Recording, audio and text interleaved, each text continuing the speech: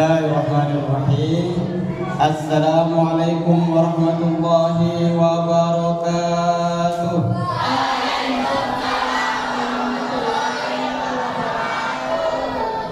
Alhamdulillah wa syukurillah ala nikmatillah. Allahumma shalli wa sallim wa barik alaihi sayyidina wa maulana Muhammadin amma ba'du.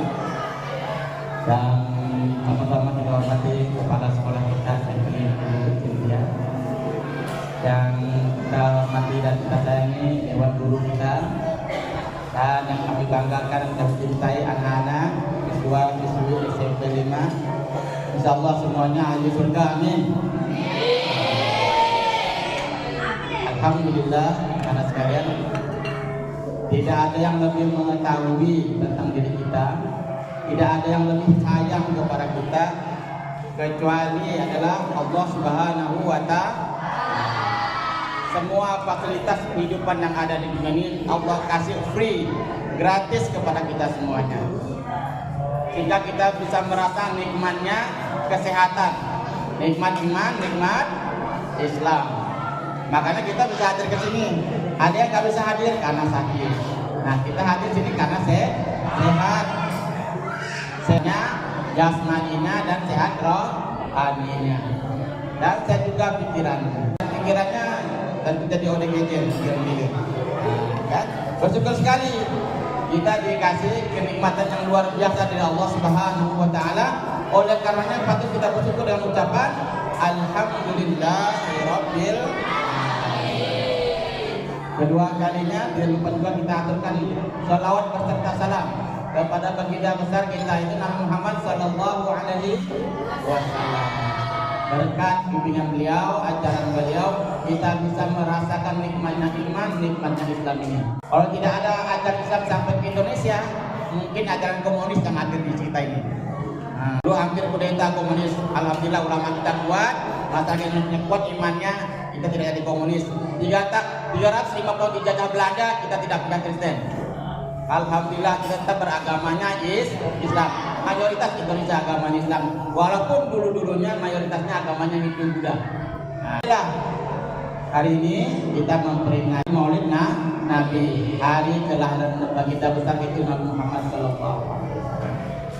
Tadi sudah disampaikan sama kepala sekolah intan hikmahnya. Mudah-mudahan kita bisa amalkan.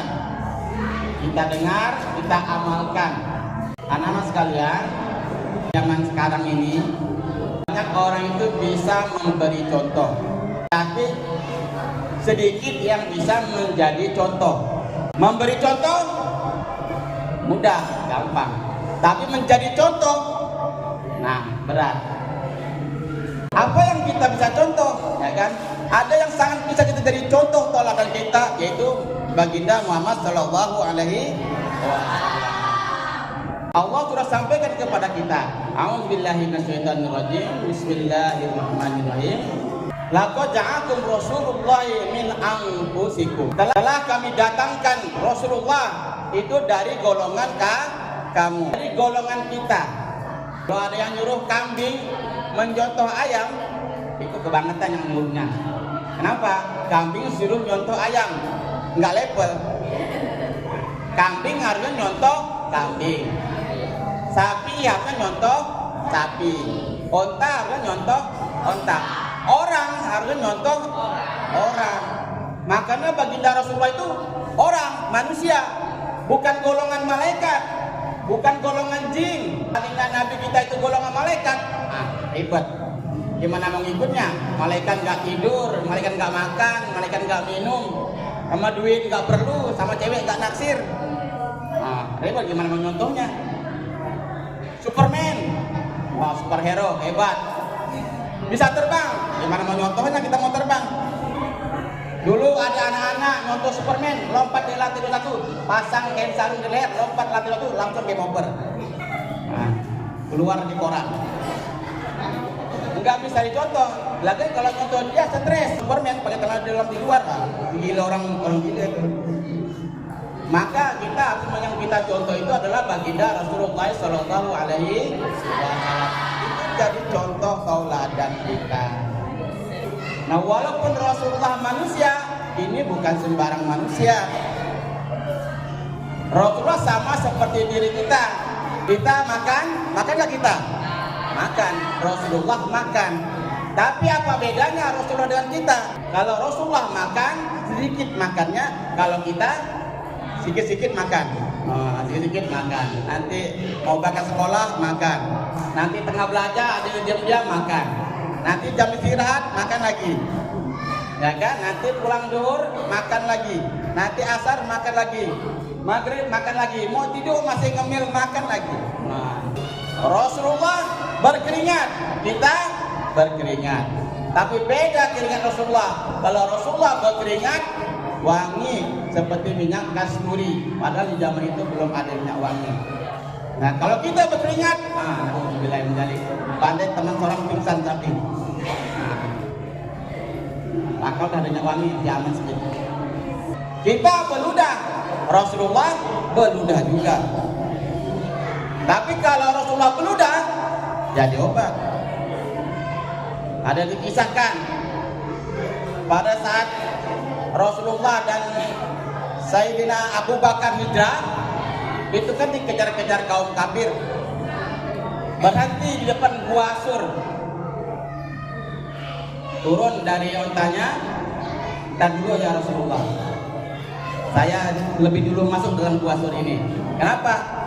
Khawatir Rasulullah nanti ada binatang buas atau binatang berbisa. Oke, silakan, tafadhol. Saya bakal masuk bersih-bersih.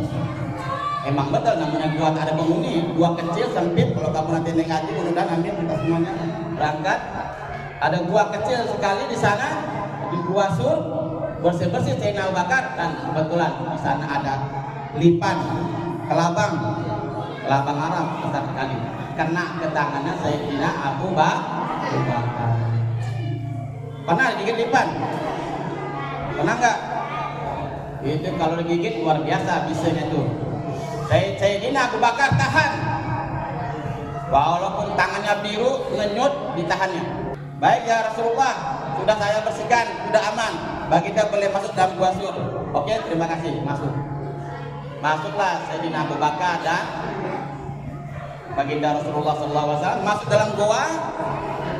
Masuklah mereka berdua bersembunyi dari incaran kaum Quraisy, kafir Quraisy. Lama-lama kelihatan oleh Baginda Rasulullah. Kelihatan Sayyidina Abu Bakar itu mukanya pucat, berkeringat dingin, mukanya pucat. Lalu bertanyalah Baginda Rasulullah, "Limadza ya Abu Bakar?" Ada apa denganmu ya Abu Bakar? Apakah kamu berat hijrah dari Mekah ke Madinah? Enggak, kata Abu Bakar. Apakah kamu malas pindah ke Madinah? Enggak ya Rasul.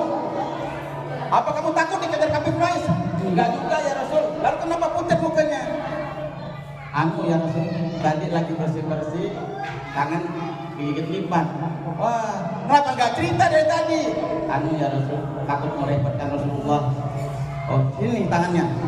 Ambil Rasulullah, ambil tangan Sayyidina Abu Bakar, dibacakan Bismillahirrahmanirrahim. Udah, diludah Rasulullah, langsung keset, birunya hilang, demam panasnya hilang, langsung sembuh.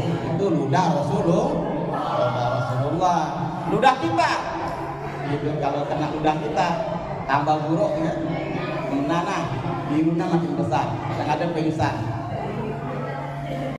Ini namanya basarun la kal basari. Bahwa Baginda Rasulullah manusia, tapi bukan sembarangan manusia. Babat bebek bobotnya kualitas luar biasa, premium, selalu terjaga oleh Allah Subhanahu wa Ta'ala. Dijaga. Apalagi kalau kita bicara kepribadian Rasulullah.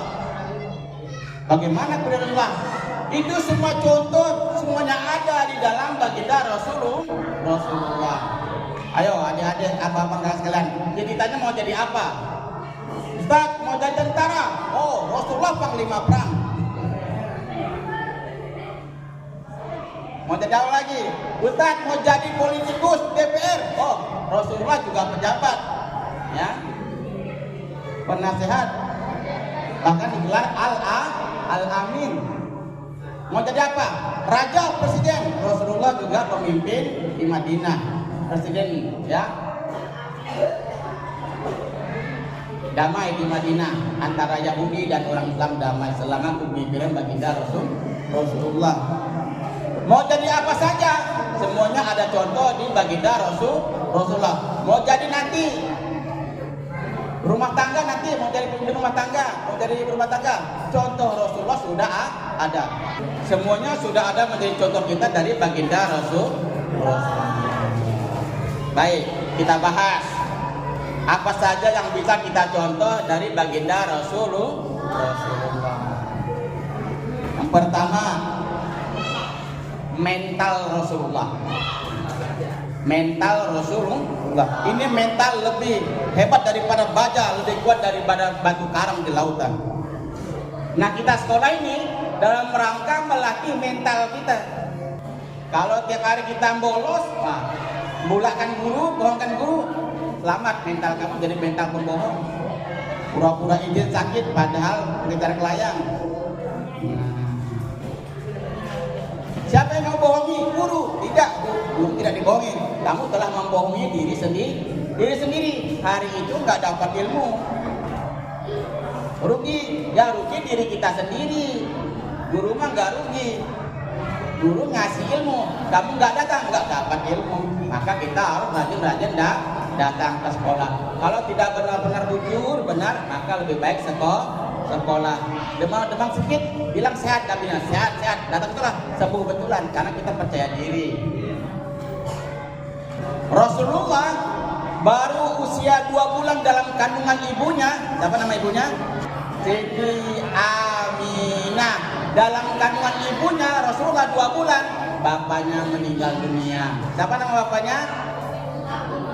Abdullah. Usia 2 bulan dalam kandungan ibunya, Rasulullah udah yatim.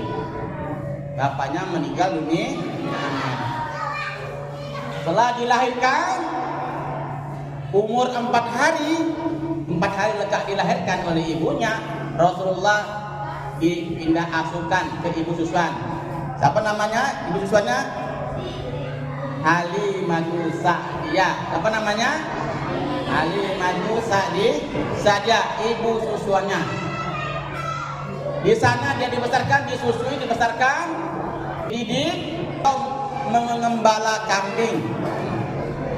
Rata-rata Nabi itu mengembala kambing. Lihat, sebelum menjadi pemimpin para manusia, latihan dulu, mimpin kambing dulu. Mau ada yang mau jadi pejabat, latihan dulu melihara kambing. Para nabi, Nabi Isa, Nabi Musa, semuanya melihara kambing. Jadi kalau jadi pejabat, latihan melihara kambing dulu. Nah, ngangon sapi boleh, ya. Atau melihara ayam, melihara bebek. Kalau berhasil melihara ayam, melihara bebek, nanti berhasil jadi pejabatnya. Tapi kalau udah melihara bebek, ayam udah ngamuk, ayam pepang semua, kalau salah. Kalau jadi pejabat, kalau jadi guru lah, paling ngamuk, bahaya. Nanti ada orang nanti dipukul semua. Usia 4 tahun, Rasulullah kena operasi sama malaikat, dilaporkan sama saudara susuannya ke Halimatu Sa'diyah. Wah, bahaya nih, Nabi nanti meninggal dunia pula. Dikejar di tempat ngangon kambingnya. Akhirnya Rasulullah dipulangkan ke ibunya. Di usia 4 tahun Rasulullah dipulangkan ke ibunya. Sama ibunya diasuh selama 2 tahun. Sempat ibunya membawa Nabi Muhammad melihat, menziarahi kuburan ayahnya. Pulang dari menziarahi bapaknya, ayahnya, ibunya Siti Aminah jatuh sakit di desa Afwan. Di desa mana? Desa Afwan. Sayyidah Siti Aminah jatuh sakit dan meninggal dunia. Di usia berapa tadi? 4 tahun. Usia 4 tahun Rasulullah dipindah asuhkan ke datuknya, akinya. Siapa namanya akinya? Abdul Muthalib. Diasuh selama 2 tahun. Ya, diasuh selama 2 tahun. beranjak usia 6 tahun, terus datuknya nih akhirnya meninggal pula. Tadi udah yatim, ibunya meninggal, yatim piatu, diasuh nih akhirnya nih akhirnya meninggal juga, diasuh pamannya. Siapa nama pamannya? Abu Thalib. Siapa nama pamannya? Abu Thalib. Nah, sama masuk 6 tahun, masuk usia 8 tahun. Nah, dari 6 tahun diasuh pamannya menjadi usianya 8 tahun. 8 tahun sudah diajak pamannya belajar bisnis, jadi pengusaha. Mengadakan perjalanan ke Syam, sekarang Syria. Sekarang negaranya Syria,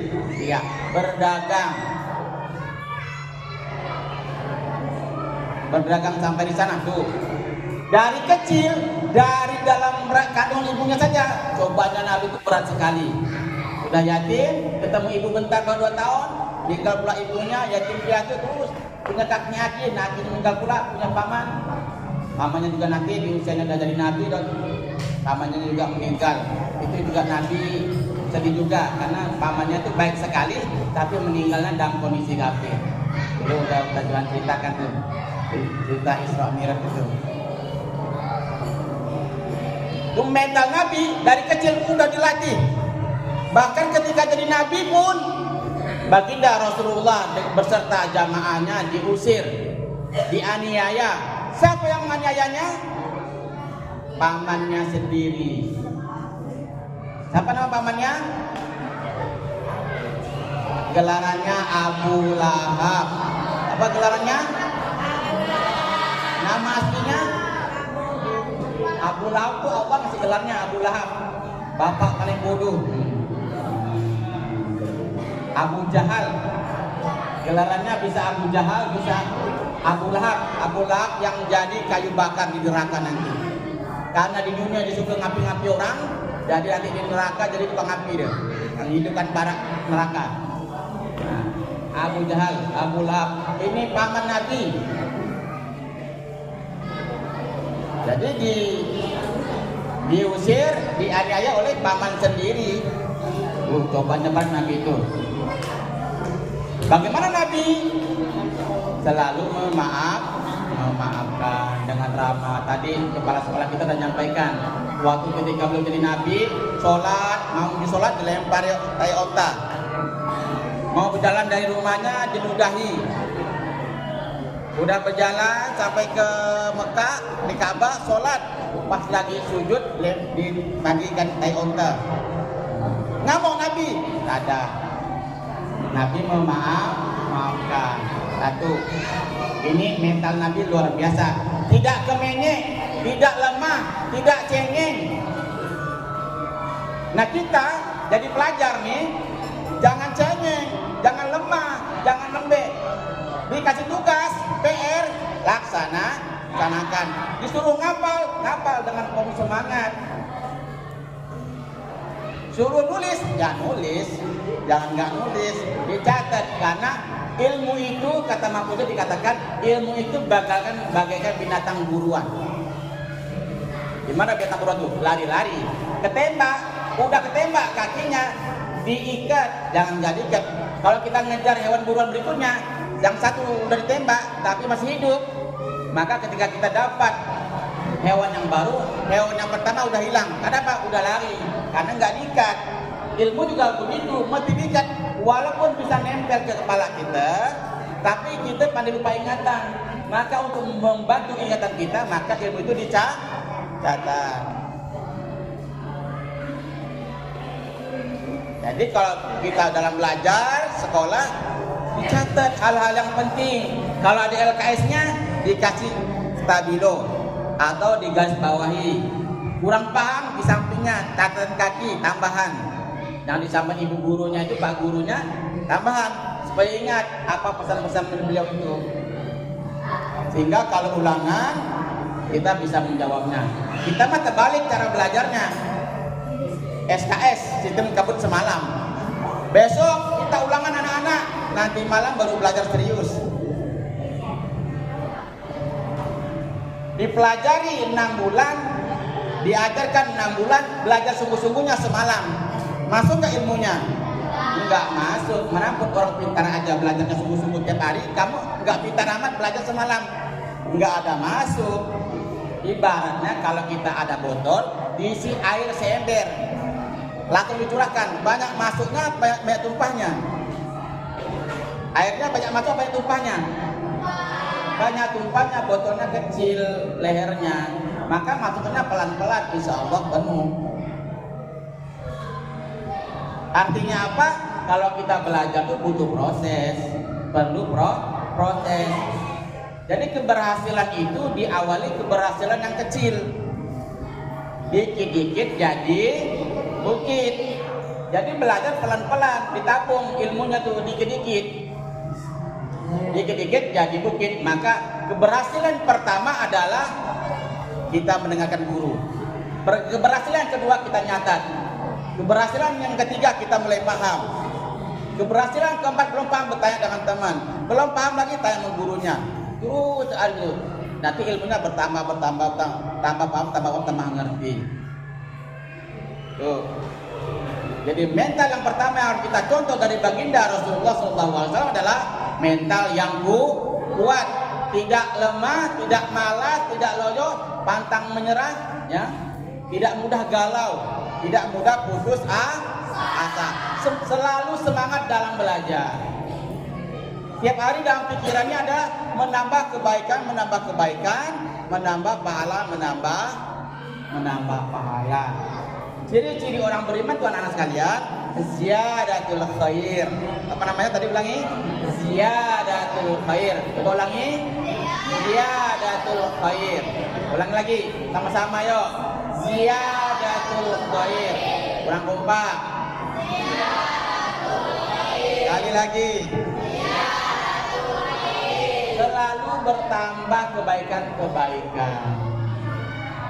Ustaz, biasanya dalam perjalanan ini kita ada juga lihat Mas Ustaz, ya. Tambah kebaikannya gimana? Sertai kejahatan kita dengan kebaikan. Apa tuh kebaikannya? Baca istighfar. Lihat Mas Ustaz, astagfirullahaladzim. Ada kawan yang macam bolos, astagfirullahaladzim. Ya kan? Istighfar nggak jadi bikin kejahatan. Bolos itu kejahatan, nyontek kejahatan. Ada kawan nyontek, jangan nyontek. Bagaimana bagi nyontek? Baca istighfar. Malu kepada Allah Subhanahu wa Ta'ala. Malu, orang muslim itu malu kalau bikin kesalahan. Al-haya'u minal iman. Al-haya'u minal Coba ulangi bersama. Bismillahirrahmanirrahim. Bismillahirrahmanirrahim. Ikuti. Al-haya'u minal iman. Al-haya'u minal iman. Malu adalah sebagian daripada malu bikin kejahatan, malu mencuri, ya. Minjam mentah bukan minjam mentah. Kalau ngambil tanpa izin itu curi. Nggak boleh pakai punya teman tanpa izin. Minjam pennya, minjam penghapusnya, minjam penggarisnya, izin dulu. Ini tak ada, kawan tengah makan diambil pedok atau minta dikit deh, udah makan baru minta dikit. Salah, minta dulu diizinkan baru dikasih, baru kita makan kuenya. Ini mendadak jemput dari belakang dimakan, udah dimakan baru pada aku minta sedikit ya. Nah itu kalaupun kawan tak marah itu ikhlasnya setengah hati. Pak udah dimakan, ada percuma dimarah pun udah dimakan. Ah, jangan. Itu akhlaknya kurang baik, akhlak jelek, akhlak mazmumah itu. Bukan akhlak karimah. Tuh, yang pertama kita harus punya mental yang kuat. Mental yang disiplin, yang semangat. Kenapa anak sekalian? Dengan semangat itulah, ya, dengan semangat itulah bangsa Indonesia ini merdeka. Coba lihat, kita baru Agustusan kemarin. Coba kita dapatilah sejarah Indonesia. Bagaimana Indonesia bisa merdeka dengan Belanda dengan senjatanya udah canggih. Senjatanya udah canggih, udah senapang, udah pistol. Kita masih panah sama bulu runcing aja.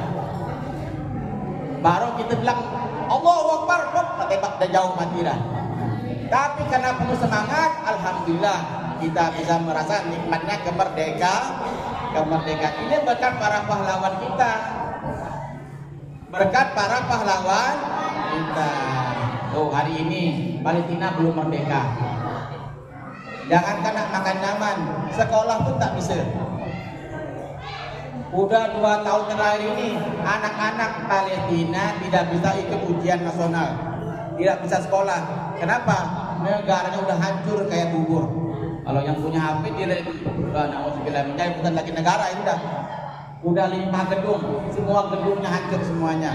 Hari ini masih perang, tidak berhenti non-stop. Itu jangankan orang, nyamuk pun tak hidup. Nah iya, tiap hari dibom, asap kemana-mana, terbakar ya kan. Nyamuk pun tak bernapas, apalagi manusianya. Mau lari ke Mesir tak bisa, udah ada bentengnya 5 lapis, semuanya pagar kawat, cor beton. Nah lari ke laut tak mampu gak genang, jauh pula negara orang itu. Udah keburu mati di laut, tinggal pasrah aja. Ya tinggal pasrah aja, kasihan. Itu mahal sekali kemerdekaan itu, mahal sekali. Bagaimana kita bisa membalas dengan pahlawan itu? Membalasnya dengan cara rajin belajar. Tahu anak sekalian, ilmu itu tidak didapat dengan cara kita nunggu. Ilmu itu tidak didapat dengan cara kita menunggu di rumah.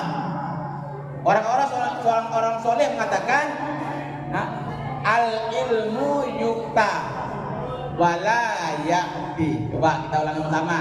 Bismillahirrahmanirrahim. Bismillahirrahmanirrahim. Al ilmu yukta wala ya'ti. Al ilmu yukta wala ya'ti. Artinya ilmu itu dicari, bukan datang sendiri. Tidak ada di dunia ini ada orang pintar abrakadabra temenung itu pintar. Itu si suka gitu itu. Bantuan Doraemon. Dalam dunia nyata nggak ada. Nggak ada belajar dengan cara malas abrakadabra pintar, nggak ada. Mesti datang ke sekolah SMP 5. Di SMP 5 inilah sumber ilmu. Di dalamnya ada guru-guru yang ahli di bidangnya. Maka dekatilah orang-orang yang punya ilmu. Kalau kita dekati pandai besi, kita bau besi, walaupun tak beli pakangnya. Kalau kita dekati orang jual minyak wangi, kita bau wangi, walaupun tak beli minyak wanginya. Cobalah ngetes. Pergi ke toko jual minyak wangi, duduk ya situ. Nah, adalah setengah jam itu kan. Balik kamu wangi dah badan kamu itu. Maka kalau kita pengen pintar, sebodoh-bodohnya kita, kalau kita dekati dengan guru-guru kita, sumber-sumber ilmuwan, dengan teman-teman yang punya ilmu, insya Allah kita juga mendapatkan ilmu. Tadi itu yang disampaikan sama kepala sekolah kita. Berkumpullah dengan orang-orang soleh. Rasulullah juga begitu. Para sahabat berkumpul dengan baginda Rasulullah. Rasulullah begitu sempurna. Setiap orang yang mendekati Rasulullah itu pasti bahagia. Pasti bahagia. Ketika selesai perjumpaannya, rasa-rasanya tak mau berhenti. Nah itu. Karena seluruh masalah yang dihadapi oleh orang-orang perorangan itu ketika ketemu Rasulullah, semua masalahnya menjadi selesai. Anak-anak sekalian. Selain itu, setelah ilmu itu dicari, ketemu ilmunya, dipahami. Bagaimana cara memahaminya? Dengan cara belajar. Belajarnya seperti apa? Dengan sungguh-sungguh. Rasulullah sungguh-sungguh di apa? Dia memperhatikan umatnya. Di mana Rasulullah memperhatikannya? Di Gua Hira. Setiap malam Rasulullah pergi ke Gua Hira. Ngapain? Memperhatikan umatnya. Kemudian dia merenungkan bagaimana umatnya ini bisa maju. Maka Rasulullah memajukan dirinya sendiri dulu, belajar. Belajar di mana? Di dalam gua Hira. Sampai datang wahyu dari Allah melalui malaikat Jibril di malam 17 Ramadan, turun wahyu yang pertama. Apa nama surahnya? Apa nama surahnya? Al-Alaq. Iqra bismi rabbikal ladzi khalaq. Bacalah dengan nama Tuhanmu. Jadi ayat yang pertama turun ke dunia adalah suruh membaca, suruh belajar, suruh belajar. Menjadi orang Islam kalau pengen pintar, pengen cerdas, caranya rajin-rajin membaca. Membacanya dengan sungguh-sungguh. Orang-orang soleh mengatakan manjada wajada. Apa? Manjada, bukan manjada merana, bukan ya. Manjada wajada. Yo sama-sama, yo biar kita hafal. Bismillahirrahmanirrahim. Manjada wajada. Manjada wajada. Manjada wajada. Yang putra coba. Manjada wajada. Yang putri. Manjada wajada. Ulangi semuanya. Aduh, kok dikit menurut orang. Manjada wajada. Mudah kan? Coba ulangi. Manjada wajada. Kali lagi ulangi. Yang putra. Yang putri. Semuanya. Subhanallah. Tepuk tangan dulu buat kita semuanya. Oh, anak kalian ingin jadi mencontoh Rasulullah, salah satunya kita bahas hari ini adalah bagaimana kita punya mental yang kuat, mental jujur, mental semangat, mental rajin belajar. Ya. Kalau kita ingin jadi orang sukses, belajar dengan sungguh-sungguhnya adalah dengan cara membaca. Kata-kata orang soleh, khairu jalisin di zamanil kitab. Khairu jalisin di zamani kitab. Dan ngomong sendiri, ayo, halo abang, dengerin. Kalau kita pintar, kata orang soleh, khairu jalisin di zamani kitab. Sebaik-baiknya teman duduk adalah dengan membaca buku. Jadi every time, every day, just to read a book. Setiap hari, setiap menit, kita membaca buku. Jadi harus membaca buku. Buku LKS jangan jadi jimat. Di kelas dibuka sampai di rumah ditutup. Kapan lagi bukanya? Minggu depan. Minggu kita ada pelajarannya, bawalah dibuka. Nah itu jadi jimat. Jadi pelajar yang baik, rajin membaca. Tidak banyak-banyak kita bahas ini dari baginda Rasulullah ini. Kita pelajar, kita bahas saja bagaimana menjadi pelajar yang baik. Rasulullah selalu rajin belajar, sering murojaah, mengulang-ulangi pelajarannya Rasulullah, mengulang-ulangi hafalannya. Ya, Rasulullah itu dapat pelajaran dari Jibril, dia pelajari, dia hafalkan, kemudian dia ulang-ulangi dan diamalkan.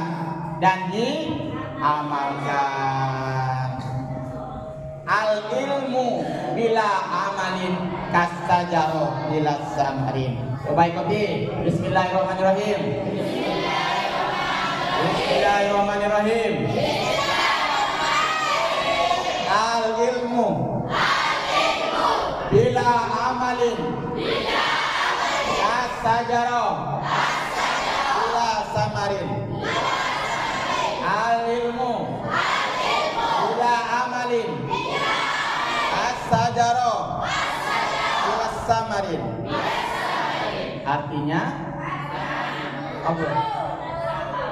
Ilmu itu tanpa diamalkan bagaikan pohon yang tidak berbuah. Oh, tuh lihat tuh pohon durian, musim durian. Di mana pokok durian tuh? Ada di tepi jalan? Tak ada. Di mana?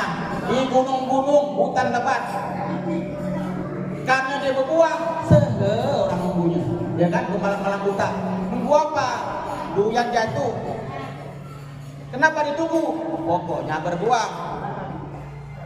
Ya kan? Coba pokok ketapang di tepi jalan pokok beringin tuh. Ada orang nunggunya? Tak ada. Kenapa? Tak ada berbuah. Begitu juga kita. Setelah belajar di SMP 5, pulang ke rumah diamalkan. Dipraktekkan. Belajar ilmu itu dicari, belajar sungguh-sungguh dengan cara mendengarkan guru, membaca buku, pulang ke rumah diamalkan. Diajarin sholat, maka kita rajin sholat. Diajarin berwudu, maka kita rajin berwudu. Diajarin puasa, rajin kita puasa. Diajarin matematika, rajin kita ngitung. Diajarin IPA, paham tentang alam, tentang tanaman, tumbuhan, maka kita rajin menanam. Piara hewan dengan baik-baik dan menanam tanaman yang bermanfaat. Itu anak sekalian, tidak panjang karena udah kasih juga ini kita mulainya. Itu saja yang dapat saya sampaikan. Anak sekalian, kita simpulkan adalah kepribadian Rasulullah, kepribadian yang mulia. Salah satu kepribadian yang kita bahas pada hari ini adalah rajin dalam belajar, rajin dalam menuntut ilmu. Dengan mental yang kuat, kita akan menjadi manusia yang hebat. Dengan mental yang semangat, kita mudah menggapai kesuksesan. Mohon maaf atas kekurangan. Wabillahi taufiq wal hidayah. Assalamualaikum